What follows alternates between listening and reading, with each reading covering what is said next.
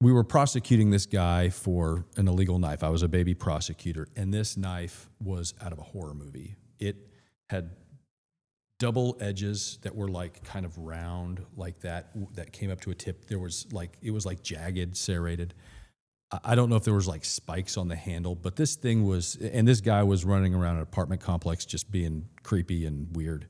The judge is kind of doing this, and he's got his glasses kind of like that. And then the defense lawyer asks the guy, he says, "Now tell me where you got this knife from." And he says, "My grandma gave it to me because I'm in culinary school, and I use this knife for cooking." And this judge goes, he does that, and he looks at me and he rolls his eyes, and it's a good sign that I'm probably going to win the case, right, at that point.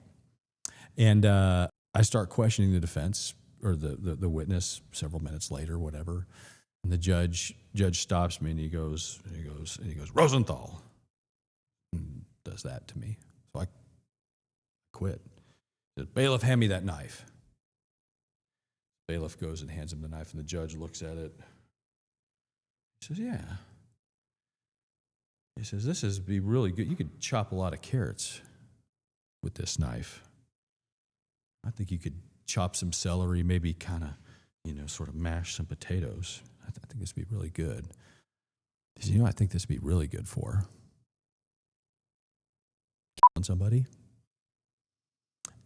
And something about that just, I laughed out loud, like in a really massively unprofessional way. I laughed out loud, and I laughed so hard I had to leave the room, which means that there was no prosecutor in the room for that time. And I laughed and I laughed and I laughed, and I got it out of my system. And 2 or 3 minutes later, I finally get my shit together, and I walk back into the courtroom to see the judge.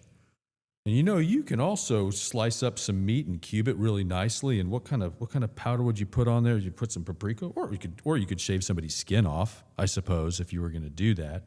And I lost it again, and I ran out again, just laughing. And that's when I knew that I could never be a prosecutor, because if I can win a case without even being in the room, is it really that hard?